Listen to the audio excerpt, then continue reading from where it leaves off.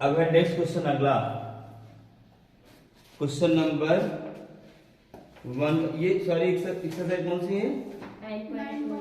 NCERT में तो 8.2 है ना?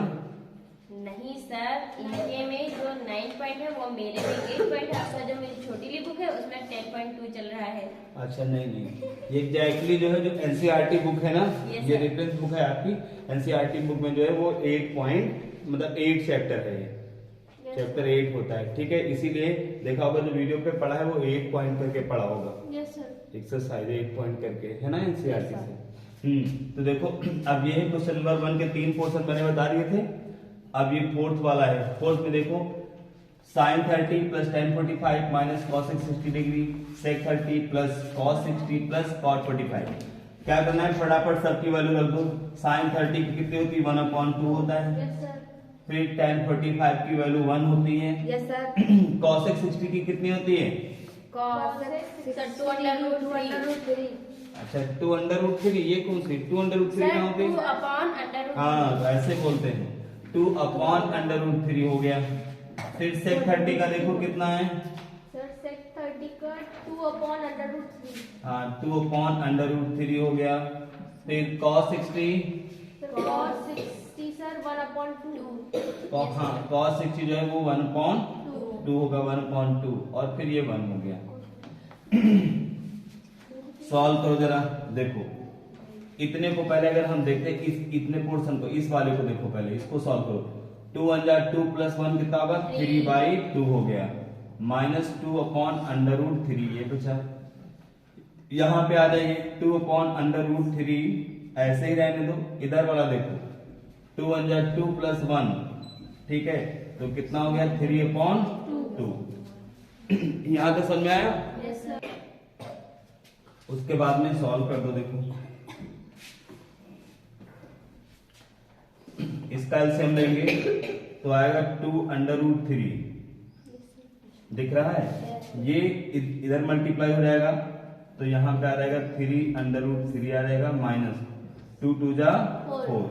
नीचे देखो, नीचे भी वही रहेगा, नीचे रहेगा यहाँ पे एलसीएम 2√3 हो गया। ये 2 इससे 2 से मल्टीप्लाई करें 4 प्लस 3√3, ये इधर मल्टीप्लाई हो जाएगा, ठीक है। यहाँ पे सही से दिख नहीं रहा होगा, इधर देखो ये वाली लाइन मैंने पहले खींच लिया, ये देखो। इसको जब आप देखेंगे तो एलसीएम ले लेंगे तो 2√3 हो जाएगा। ये √3 से मल्टीप्लाई हो जाएगा तो 3√3 हो गया। ये इससे मल्टीप्लाई कर दोगे 4।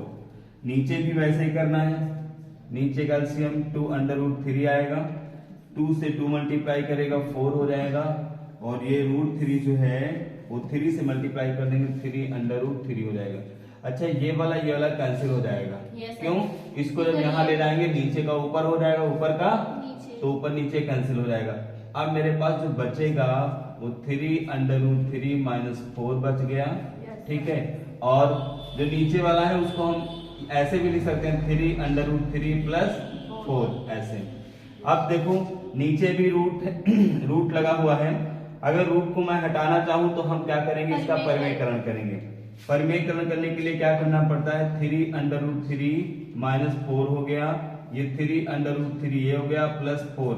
हम क्या करेंगे? हर का परिमेयकरण करेंगे, तो जो नीचे हर में लिखा है, ध्यान समझिएगा, जो नीचे लिखा है इसी से बस इसका साइन चेंज करना है।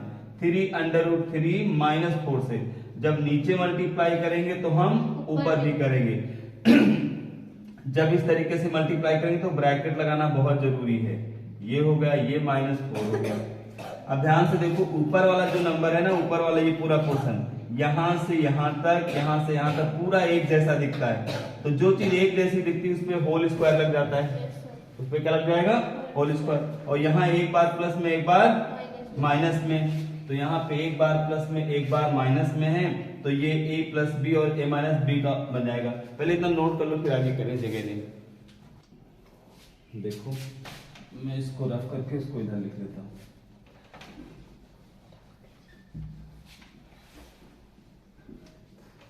ये वाला ही लिख लेता हूँ थोड़ा सा।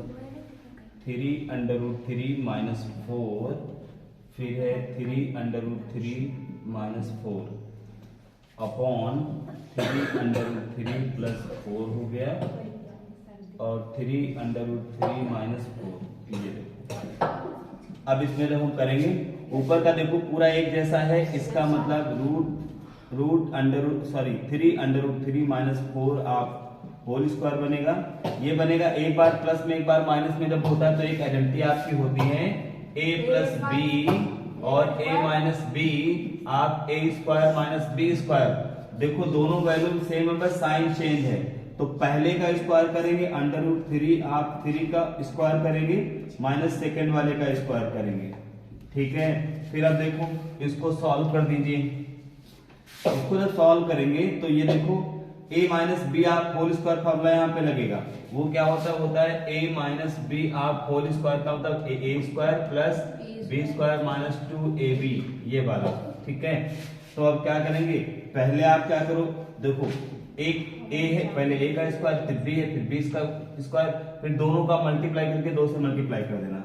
मतलब पहले हम करेंगे 3√3 का पूरा स्क्वायर करेंगे, प्लस लगाओ जैसे लगा b की जगह पे क्या है 4, फिर आप 4 का स्क्वायर करोगे माइनस 2 हो गया। फिर a के प्लेस पे कितना है 3√3 है तो ये 3√3 हो गया। b के प्लेस पे कितना है 4, ये 4 हो गया। अब आइए नीचे देखो, नीचे की तरफ देखते हैं तो स्क्वायर लगा हुआ है तो स्क्वायर से 3 का स्क्वायर करो, 3 का स्क्वायर कितना हो जाएगा 9 और फिर स्क्वायर से अंडर रूट 3 का स्क्वायर करोगे तो सिर्फ 3 बचेगा और यहाँ पे 4 का स्क्वायर करोगे कितना हो जाएगा 16 हो जाएगा। फिर अब जब हम सॉल्व करते हैं ठीक ऐसे यहाँ पे 3 का स्क्वायर करेंगे 9 हो जाएगा, अंडर रूट 3 का स्क्वायर करोगे सिर्फ 3 रहेगा, 4 का स्क्वायर करेंगे 16 हो जाएगा माइनस। अब देखो 2 को 3 से गुणा करोगे 2 3 6 और 6 को 4 से करोगे 6 24 हो गया। ये √3 ये मल्टीप्लाई किसी से नहीं करेगा, ऐसे ही रहेगा। नीचे देखो 9 3 27 माइनस कितना हो गया 16। अब ऊपर देखो जरा 9 3 27 हो गया प्लस 16 हो गया माइनस 24 अंडर√3 हो गया। फिर नीचे कितना बचेगा मेरा 27 में से 16 माइनस का कितना बचेगा 11 बचेगा। तो मतलब ये फाइनल आंसर हमारा आ जाएगा 27 और 16 जोड़ दो कितना हो गया 43 हो गया। चलो भैया 43 हो गया माइनस 24 अंडर√3 अपॉन 11। समझ गए ना, ये आंसर होगा। समझ गए। अब जो इसका फिफ्थ वाला पोर्शन है वो आप अपने आप करिएगा, अपने आप करोगे। चलो ठीक है। देखो हाँ देखो ये वाला क्वेश्चन मैंने सॉल्व इसलिए करा ताकि टाइम न लगे, समझ गए ना, वीडियो बहुत लंबा ना हो इस वजह से। देखो क्वेश्चन देखो पहले क्वेश्चन तो कर ही लिए है ना, इससे समझ तो गए हैं। तो अब क्या है क्वेश्चन नंबर जो 5 वाला है उसमें हम क्या करते हैं सबकी वैल्यू जो है सबकी वैल्यू फटाफट रख दिया, जिन जिन पर स्क्वायर है सब पे स्क्वायर भी लगा दिया। अब देखो ये 5 रहेगा, इसका स्क्वायर करोगे 1 का 1 ही रहेगा, 2 का स्क्वायर कितना होगा 4, फिर ये वाला 4 यहाँ पे लिखा, 2 का स्क्वायर करोगे ये 4, √3 का स्क्वायर करोगे 3 आएगा, 1 का स्क्वायर करोगे 1 ही रहेगा। नीचे देखो 1 का स्क्वायर करेंगे 1 रहेगा, 2 का स्क्वायर करोगे 4 हो जाएगा, √3 का स्क्वायर करोगे 3 हो जाएगा, 2 का स्क्वायर करेंगे 4 हो जाएगा। अब इसको 5 को 1 से मल्टीप्लाई करोगे तो 5/4 आएगा, 4 को 4 से करेंगे 16/3 आ गया, ये -1 हो गया। नीचे देखो ये हो गया, हर बराबर होता है एक बार लिखते हैं, ऊपर जैसा है वैसे लिखते हैं 1 + 4। अब देखो पहले हम क्या करते हैं इन दो को सॉल्व करते हैं, इन दोनों का एलसीएम लोगे 3 चौक कितना आएगा 12 और ये 3 इधर गुणा हो जाएगा 4 इधर, तो नीचे 3 चौक 12 आया, देखो मैंने लिख दिया, और ये 3 इधर 5 से गुणा होगा 3 × 5 = 15 हो गया, और ये 4 16 से गुणा 16 चौकू 64 हो गया, और ये -1 नीचे देखो 1 और 3 4 आ जाएगा, 4/4 कैंसिल हो गया, इसका काम खत्म हो गया नीचे वाले से, ठीक है, नीचे वाले काम खत्म हो गया। उसके बाद में अब देखो 64 और 15 कितना होगा 79 हो गया ना, अपॉन 12 -1, इसके नीचे कुछ नहीं सीधे 12 से गुणा करो, माइनस है माइनस कर दो, 12 से गुणा करेंगे तो याद रहेगा अभी पूरी लाइन यहाँ से यहाँ तक हो जाएगी। 79 में से 12 क्या कर दो माइनस कर दो, कितना बचेगा 67/12 12 हो गया। समझ गए ना? कर लो भैया। आपने नहीं देखिए क्वेश्चन नंबर सेकंड का फर्स्ट पार्ट देख लो। क्वेश्चन नंबर सेकंड का फर्स्ट पार्ट, ये वैल्यू दे रखी है, ये आपको क्वेश्चन दे रखा, क्वेश्चन मार्क लगा हुआ है, नीचे ऑप्शन दिए गए, मतलब इसमें से एक सही, कौन सा सही है। अब कैसे पता करेंगे?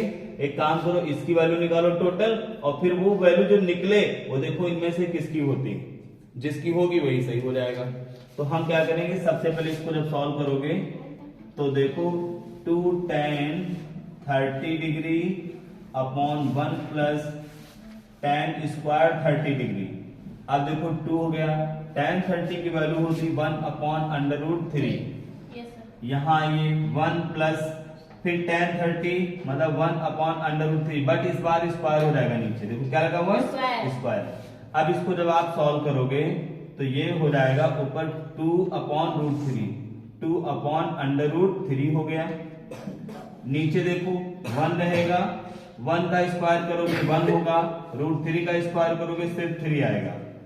तो अब इसको सॉल्व करोगे 2 अपॉन √3, ऊपर तो ऐसे रहेगा, नीचे का तो क्या हो जाएगा, इसके नीचे कुछ नहीं तो 1 होगा, तो नीचे सीधे गुणा होगा, 3 एकम 3, 3 एकम 3 यहाँ है, एक यहाँ पे, तब 4/3।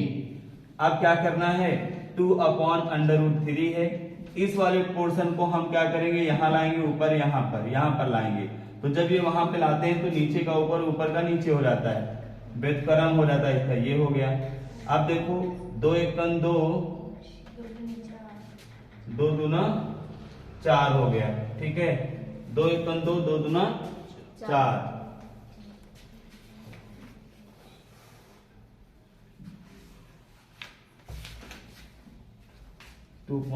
उसके बाद में अब यहां पे हमारा हो जाएगा 3 अपॉन 2 √3। अब ये वैल्यू तो किसी की होती नहीं है, जो हमने टेबल पढ़ा ये होती किसी की।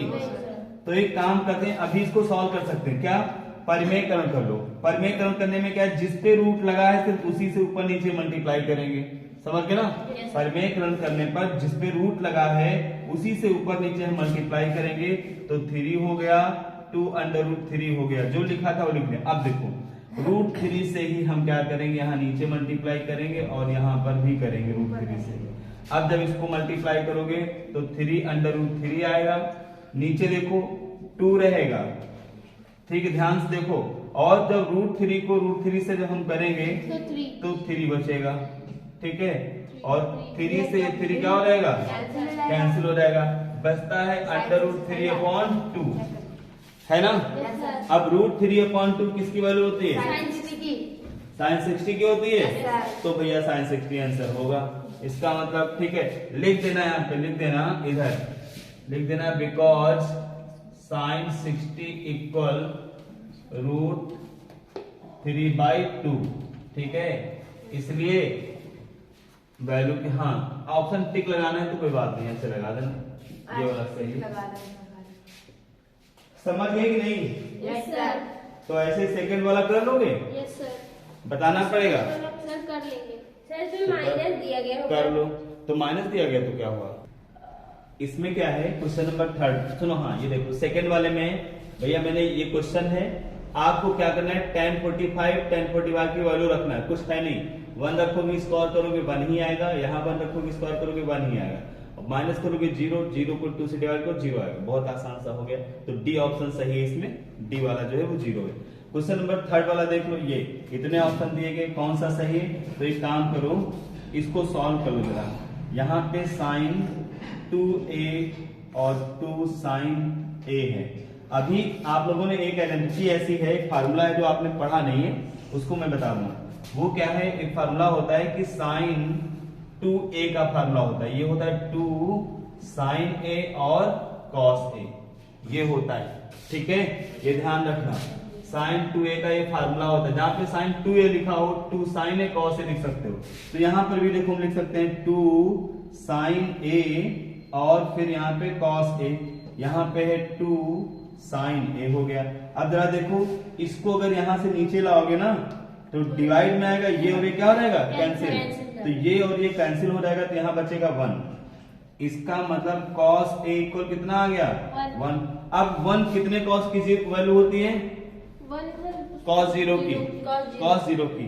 इसका मतलब a का मान हमारा, अब देखो, अब यहाँ पे बिकॉज हम लिखते हैं 1 का मतलब हो गया cos 0 डिग्री। कितना हुआ? cos 0 degree. तो जहां पे 1 लिखा है, क्योंकि हमको a की वैल्यू निकालना है ना, उसमें क्वेश्चन पढ़ो जरा, देखो इसमें ध्यान से, a फाइंड करना है, पूरी वैल्यू नहीं निकालना है। Yes sir. तो इसका मतलब a निकालने के लिए हमको cos हटाना पड़ेगा, तो 1 के प्लेस पे रखेंगे cos 0 डिग्री।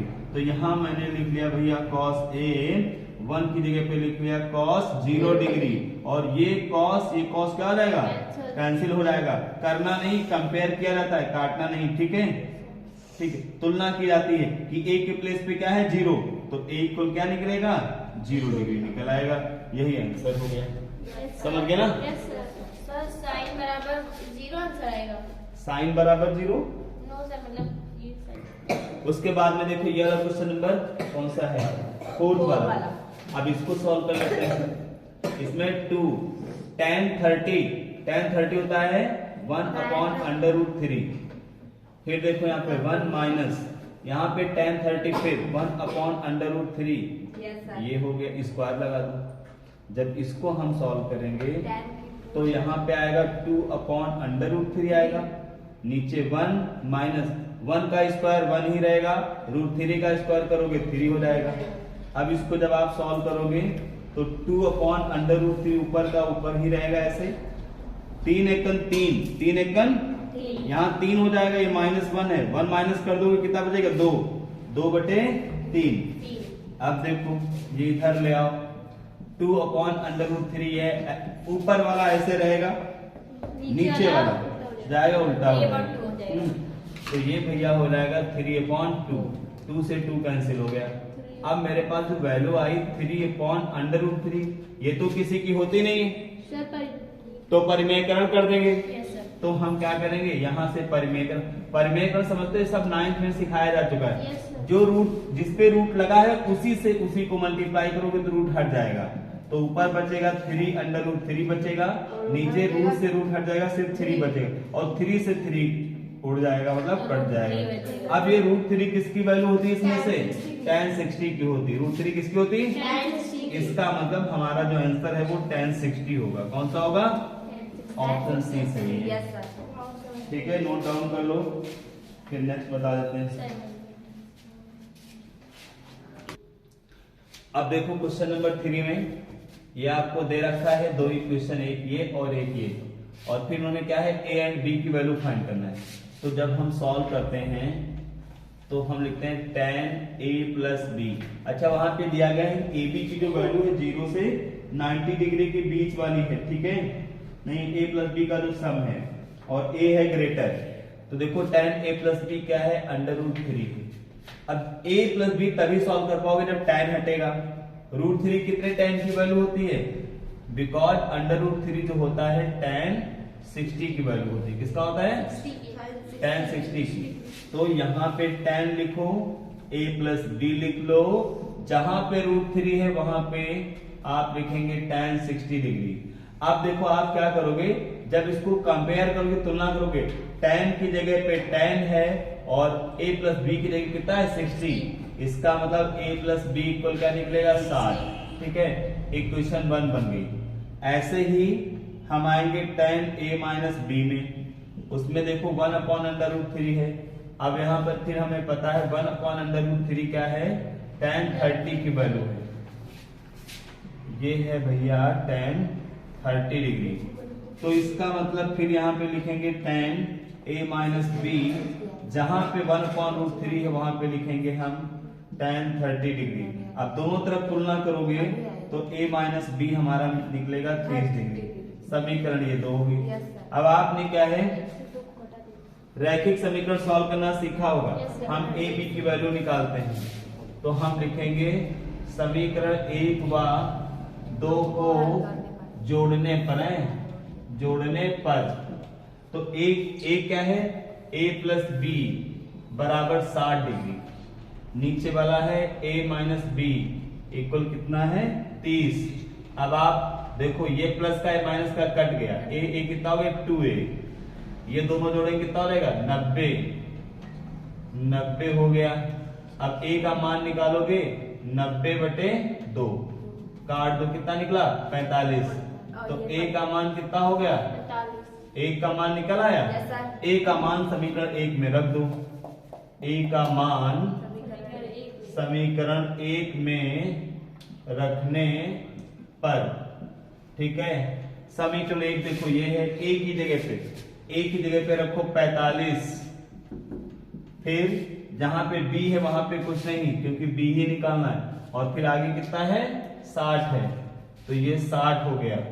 अब जरा b जब आप निकालोगे तो 60 माइनस 45 करोगे तो b का मान कितना निकलेगा 15 डिग्री ना, 15 डिग्री। तो a b के मान बेटा यही निकालना है। a का आपका निकलेगा 45 डिग्री, हाँ a 45 डिग्री और b कितना हो गया 15 डिग्री हो गया। नोट कर लो। अब बेटा इस एक्सरसाइज का लास्ट क्वेश्चन है, क्वेश्चन नंबर 4 है। अब इसमें आपको सही गलत बताना है, कौन सा स्टेटमेंट सत्य लिखा कौन सा असत्य। पहले पे आते हैं। पहले में लिखा है साइन a प्लस बी और लिखा है sine a plus sine B, तो ऐसे लिखा हुआ है, तो कहते क्या ये सत्य लिखा हुआ है, ये सत्य नहीं लिखा है, क्योंकि साइन a प्लस बी का जो फार्मूला होता है वो ये नहीं होता है। ये दरअसल कोण है, कोण को कभी मल्टीप्लाई नहीं किया जा सकता इस तरीके से, समझ गए ना। तो इसका फार्मूला ये होता है साइन a प्लस बी का, आगे पढ़ने को मिलेगा sine a cos b plus cos a और साइन b, ये इसका फार्मूला होता है। ये सही है, समझ गए ना। और अगर मैंने लिखा है साइन a और फिर साइन b लिख दिया तो ये क्या है गलत है। तो पहला वाला तो आपका गलत है, असत्य है, समझ गए ना। जो फर्स्ट वाला है वो असत्य है, ये ध्यान रखना, ये असत्य हो गया। अब आते दूसरे में, थीटा में वृद्धि होने के साथ साइन थीटा के मान में वृद्धि होती है। अब देखो साइन 0 साइन बेटा ये अलग है। देखो अब ये सेकंड की बात कर रहे हैं, सुनो इधर बोला गया है कि थीटा में वृद्धि होने, थीटा का मान बढ़ाने से क्या साइन का मान भी बढ़ता है। yes, जरा देखो साइन 0 का मान रखते कितना आता है 0, अच्छा, और साइन 30 का मान रखते हैं तो कितना आता है 1/2।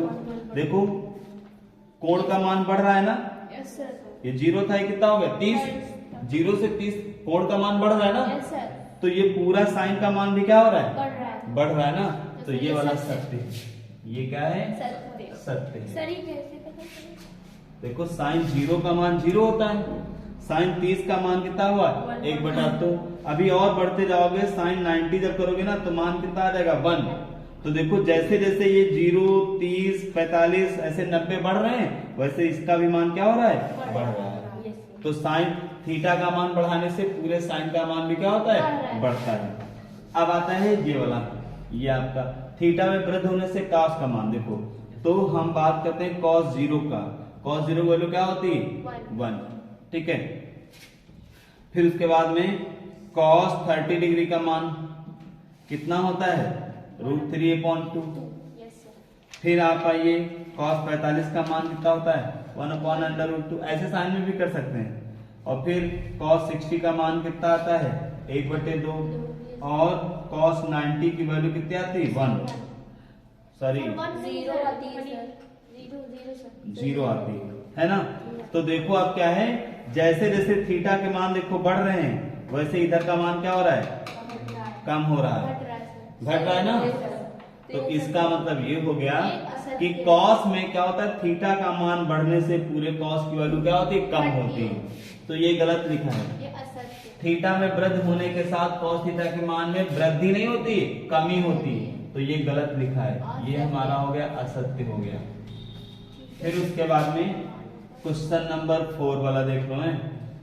4 में क्या बोला गया है, थीटा में सभी मानों पर साइन थीटा कॉस थीटा बराबर होता है, नहीं। क्या साइन थीटा और यहाँ पे कहते हैं कॉस थीटा सभी मानों बराबर, मैंने लिख दिया यहाँ पे साइन 0 डिग्री और यहाँ पे भी लिख दिया कॉस 0 डिग्री। साइन 0 की मान 0 होता है और इसका क्या होता है 1 होता है, तो क्या बराबर होता है नहीं, एक जगह बराबर होता है, कहाँ 45 पर, 45 पे बराबर होता है दोनों का।